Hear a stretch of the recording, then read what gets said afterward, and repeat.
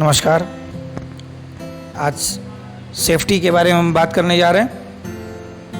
हमारा आज का टॉपिक रहेगा कोविड-19। जैसा कि आप जानते हैं, कोविड ये ऐसा वायरस है कोविड-19 जिसकी अब तक कोई मेडिसिन, कोई वैक्सीन बनकर नहीं आई।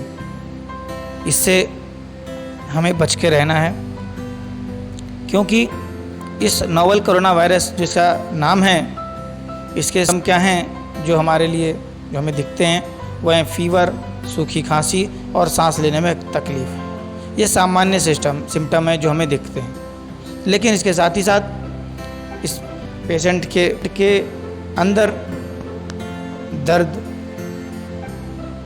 रनिंग नोज, आपका नाक का बहना, नाक में संक्रमण, गले में समस्या और गले में सरसराहट, ये सारी चीज़ें दिखती हैं। और ये फैलता कैसे है, इसके बारे में बात करते हैं। कोविड-19 का जो भी अगर कोई संक्रमित व्यक्ति है, तो उसके द्वारा यदि वो खांसता है या छींकता है, तो उससे जो भी ड्रॉपलेट्स निकलते हैं, उससे व्यक्ति संक्रमित हो जाता है। इसके दो तरीके हैं। एक तो व्यक्ति जब डायरेक्ट संक्रमित हो जाता है, और एक जब व्यक्ति डायरेक्ट नहीं, इनडायरेक्ट संक्रमित होता है। तो हम बात करते हैं व्यक्ति डायरेक्ट संक्रमित कैसे होता है। यदि कोई संक्रमित व्यक्ति किसी जगह पर छींकता है या खांसता है, तो उसके मुंह से, नाक से जो ड्रॉपलेट्स निकलते हैं, उस ड्रॉपलेट का डायरेक्ट किसी पर पड़ जाना, यदि 2 मीटर के अंदर कोई व्यक्ति है, तो वो व्यक्ति संपर्क में इस कोविड-19 वायरस के संक्रमण में आ जाएगा और वो संक्रमित हो जाएगा। दूसरा जो इनडायरेक्ट वे है, उसमें क्या है, यदि हम किसी जगह पर खांसते या छींकते हैं, तो जो ड्रॉपलेट्स निकलते हैं वो किसी न किसी जगह पर, ज़मीन पर, कपड़ों पर पड़े रह जाते हैं, कई दिनों तक रहते हैं। और उसके बाद उन जगहों का किसी न किसी चीज़ से टच होना, और उसके टच होने के बाद उसका वायरस का उस जगह से निकल के कहीं और, किसी और जगह तक पहुंचना, फिर किसी और जगह से निकल के किसी और जगह तक पहुंचना, ये सामान्य इसका ट्रांसपोर्टेशन मोड है। और उसके बाद यदि व्यक्ति अपना हाथ को मुंह, नाक और आँखों पर लगाता है, तो वो वायरस उस व्यक्ति के शरीर में अंदर प्रवेश कर जाता है। तो हमें इस चीज़ से बचना होगा, इसको ध्यान में रखना होगा कि हम अपने आँख, नाक और मुंह को बार बार ना टच करें। हमें अपने मोबाइल पर आरोग्य सेतु एप्लीकेशन को डाउनलोड करना होगा। इसको डाउनलोड करने के बाद हम अपने मोबाइल का ब्लूटूथ और जीपीएस ऑन रखेंगे। हमें प्राथमिकता के रूप में इसको रखना होगा। इसके बाद हम पब्लिक ट्रांसपोर्ट का इस्तेमाल कम से कम करें, न के बराबर करें। हम अपनी गाड़ियों का इस्तेमाल करें और उसको भी समय समय पर डिसइंफेक्ट या सैनिटाइज करते रहें। हम अपनी गाड़ी की सीट को, हैंडल को, हेलमेट को समय समय पर साफ़ करते रहें। कोशिश करें कि हम जब भी घर से बाहर निकलें तो अपने पानी का बोतल स्वयं लेकर चलें। हम अगर कस्टमर के घर जा रहे हैं, तो हम कस्टमर से पानी या कोई भी खाने पीने की चीज़ों को न यूज़ करें, न लें। हम अपने टूल बैग को रखने के लिए कस्टमर के यहाँ किसी भी जगह रख देते थे, अब इन सब चीज़ों को बदलना होगा। हम अपने पास, अपने बैग में एक जूट मैट या एक कपड़ा रख कर चलें, जिसको हम सिर्फ बैग रखने के लिए इस्तेमाल करेंगे। सेल्फ हाइजीन की बात करते हैं। हमें अपने हाथ की सफाई का ध्यान रखना होगा। से अपने हाथ को कम से कम 30 सेकंड तक जरूर धुलें। साबुन नहीं है तो ऐसे में आप सैनिटाइज़र का इस्तेमाल करें। मास्क, शू कवर और ग्लव्स का इस्तेमाल करें जब भी आप कहीं पर हो, भीड़ भाड़ की जगहों पर। अपने घर के बाहर जब भी आप निकलें तो ज़रूर इसका इस्तेमाल करें। हमें अपनी पर्सनल सेफ्टी के लिए लिक्विड सैनिटाइज़र और डिसइंफेक्ट के लिए डिसइंफेक्टर का लिक्विड हमें रखना चाहिए। हमारे पास हैंड ग्लव्स, कैप या तो वाइट वेट वाइप्स, टिश्यू हम रखें। मास्क हम रख सकते हैं अपने पास, जो घर का बना हुआ भी हो सकता है, N95 भी मास्क हो सकता है और सर्जिकल मास्क भी हो सकता है। हमें बिना मतलब का किसी भी चीज़ को छूने की ज़रूरत, जो हमारी ये आदतें थी, अब हमें इसे बदलना होगा। हमें जिन चीज़ों की ज़रूरत नहीं है कि हमें इसे ना छुएं, उसे छूने की ज़रूरत नहीं है। क्योंकि आप जब किसी चीज़ को छुएंगे, टच करेंगे, तो उस जगह पर यदि आपसे पहले किसी ने टच किया था और यदि अगर वो कहीं संक्रमित रहा, तो उससे आपको भी संक्रमण का खतरा हो सकता है। इसके बाद हम शू कवर का इस्तेमाल करेंगे। कस्टमर के घर में हमको जूते उतार के जाने होते हैं, तो शू कवर का इस्तेमाल करें और आराम से आप जूते पहन करके भी जा सकते हैं। हमें अपने जो टच पॉइंट्स हैं, किसी भी चीज़ को बिना मतलब की छूने की ज़रूरत नहीं है।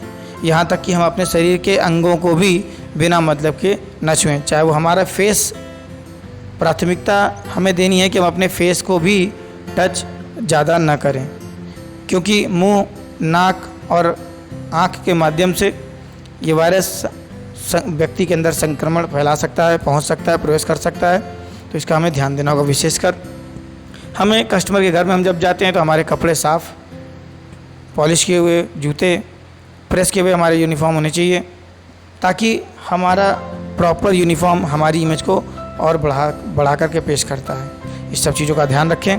और जब भी आप वापस शाम को घर जाएं अपने, तो ज़रूर शाम को नहाएं और उन कपड़ों को एक किनारे रखें वॉश करने के लिए। जब भी आप कहीं फील्ड में रहें, तो आपके सामने जो भी व्यक्ति आए, कम से कम वो आपसे 6 फीट की दूरी पर हो, जिससे सोशल डिस्टेंसिंग का पालन हो सकेगा। जब आप कभी अपने घर से ऑफिस के लिए निकलते हैं, तो ऑफिस में पहुंचने के बाद हम सभी का ये कर्तव्य है कि हम अपने ऑफिस में अपने सभी स्टाफ का भी टेम्परेचर चेक कराएं और ख़ुद का भी चेक कराएं। इससे ये बेनिफिट है कि किस दिन किस व्यक्ति का बॉडी का टेम्परेचर कितना है, इसका एक रजिस्टर भी मेंटेन होगा, और कौन सा व्यक्ति फील्ड में आज जाने योग्य नहीं है। यदि उसका बॉडी का टेम्परेचर 37 डिग्री सेंटीग्रेड या 98 डिग्री फ़ारेनहाइट से ज़्यादा जाता है, तो ऐसे में हम उस स्टाफ को फील्ड में हम नहीं भेजेंगे।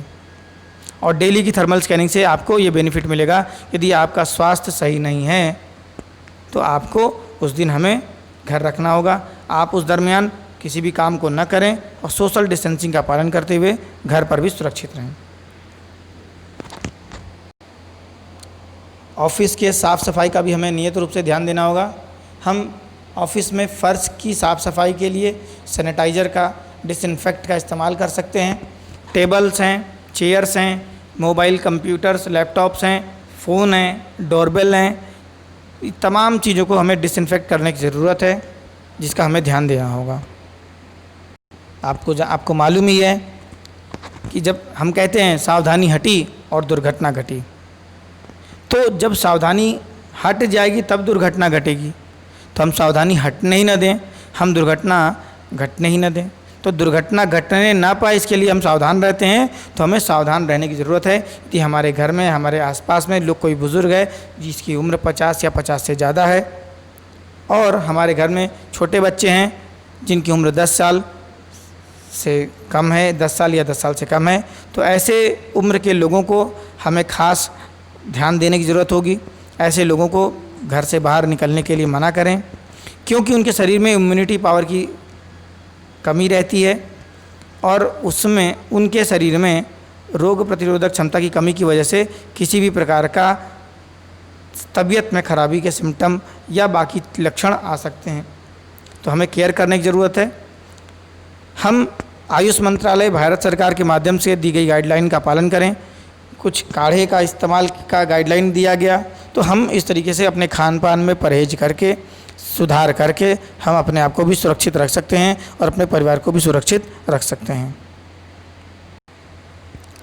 जब हम कस्टमर के घर जाने के लिए हमें कॉल मिलती है, तो हम कस्टमर की लोकेशन को पर जाने से पहले हम एक बार कंफर्म कर लें कहीं वो कंटेनमेंट जोन में तो नहीं है, या प्रोहिबिटेड एरिया जो ऐसा कोविड को लेकर के है उस एरिया में तो नहीं है।